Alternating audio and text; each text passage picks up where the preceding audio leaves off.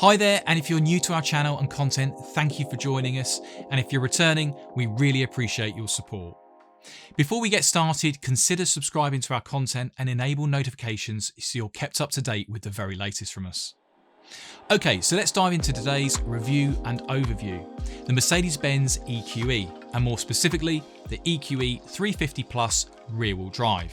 If you've seen our latest video on the BYD Atto 3, link here if you haven't, you'll know that we recently tested a number of EVs across Europe, through the Netherlands and Belgium.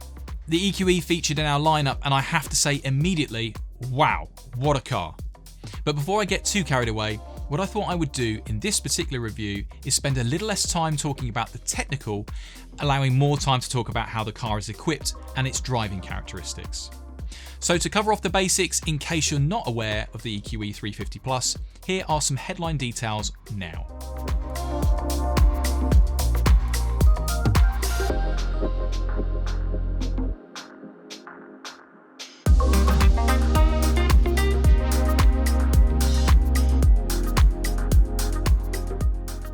The car we had on test was the rear-wheel drive AMG line, and like the Atto 3, I drove this car in the Netherlands and Belgium in a variety of road and weather conditions.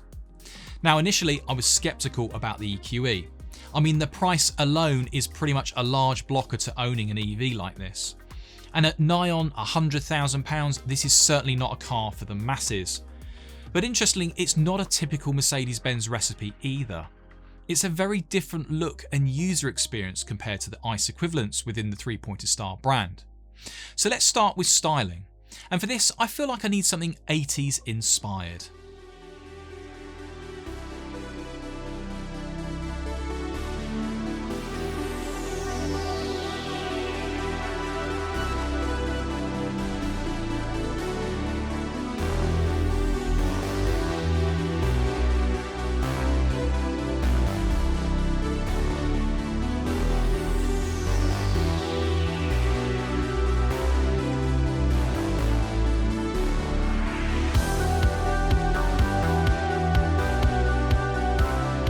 Right, go with me on this.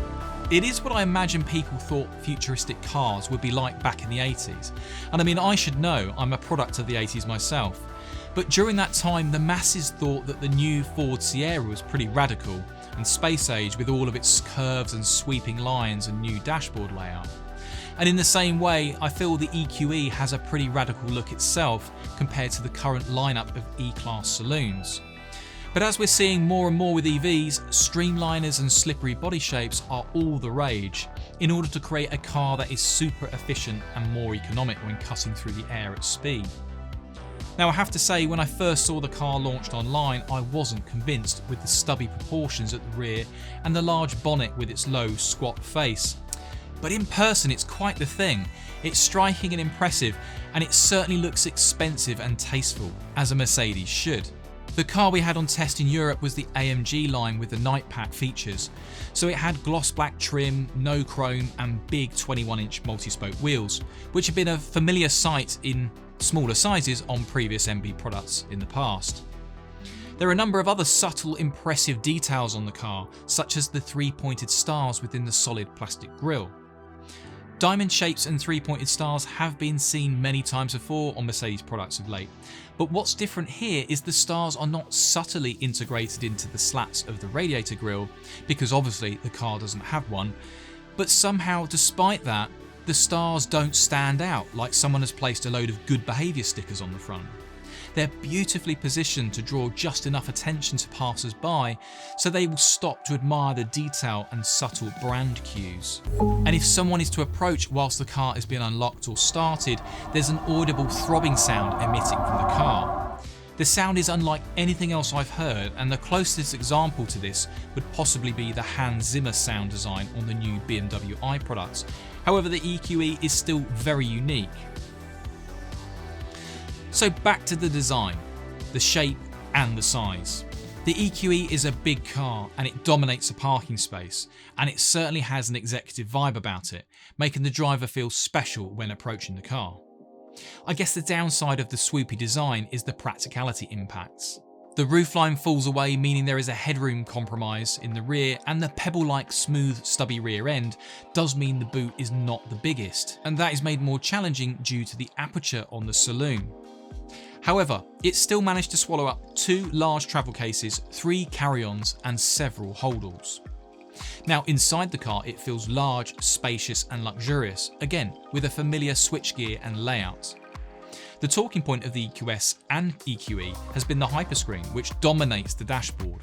But on our test car and certainly UK spec cars, the hyperscreen won't be seen unless you opt for it on the AMG 53 model. That said, the standard large raked back 12.8-inch MBUX system is still large enough to view all of the daily required features, and it complements the 12.3-inch driver's digital instrument cluster nicely. In fact, it's still a bit of a display fest without the hyperscreen, as the AMG line Premium Plus also features a really good head-up display with augmented reality that helps show real-time direction arrows and speed warning changes on the map and windscreen.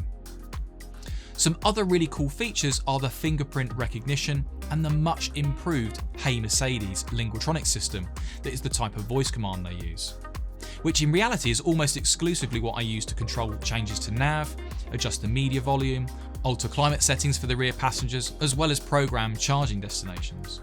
Even better is the search engine in the EQE MBUX, as it's Google, so when you look for hotels, restaurants and charging, as we did, we could see opening hours, reviews and star ratings, and much, much more. Very clever indeed. Finally, I must talk about the seat design and the AMG styling. The seats are a familiar twist on the AMG sports design that I'm very well accustomed to, but what was interesting was the curvaceous and concaved bolsters with the almost ET-shaped head restraints. Very futuristic, super comfortable and elegantly matched to the concave dash, making it feel like I was piloting a suave powerboat on the Riviera, albeit with red AMG line seatbelts. Right, so I've covered a bit of ground talking about the styling and tech, so let's get into the drive. First off, Mercedes-Benz have created an Autobahn masterpiece here.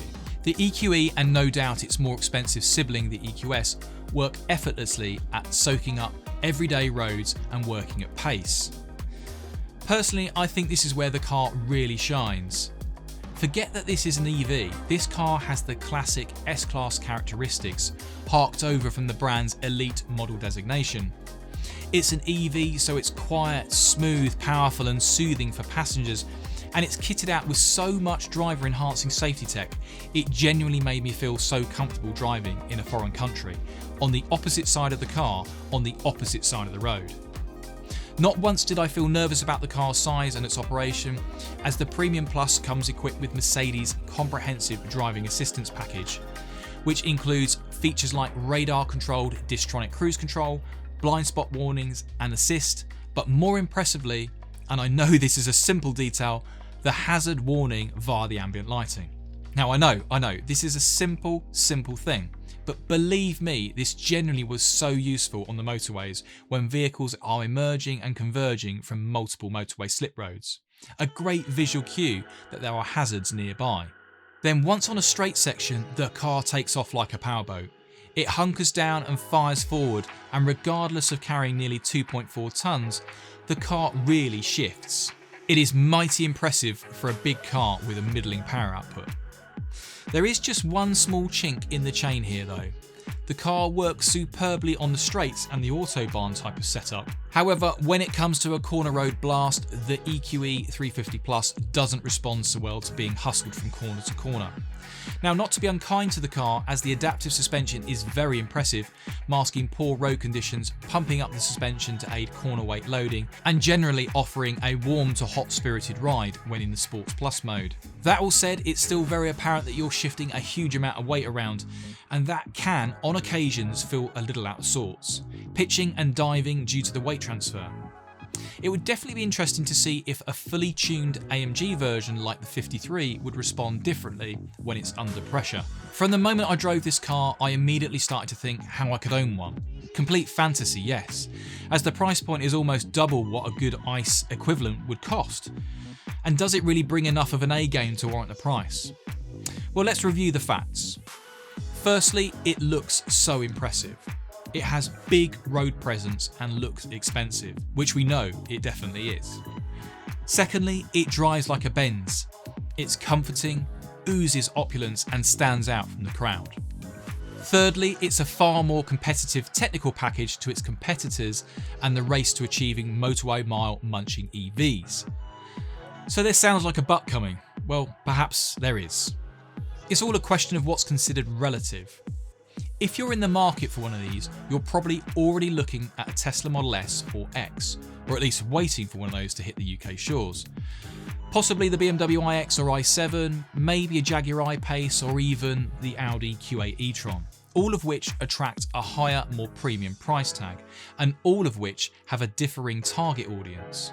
So price is not necessarily going to be the barrier to a purchase of an EQE. But here comes that but. Remember how Mercedes-Benz S-Class has generally been the trailblazer for future tech and refinement?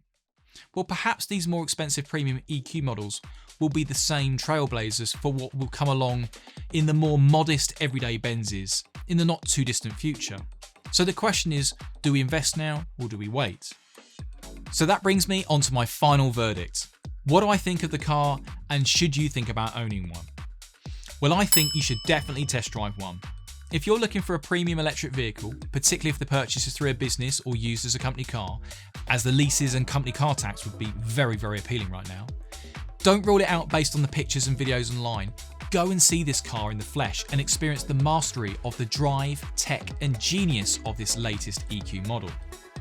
It's a very, very impressive car indeed. So all that's left to say is thank you for watching, don't forget to follow us, subscribe for more and ask any questions in the comments. I'm Matt, this has been an Ignition production and we look forward to seeing you in the next video.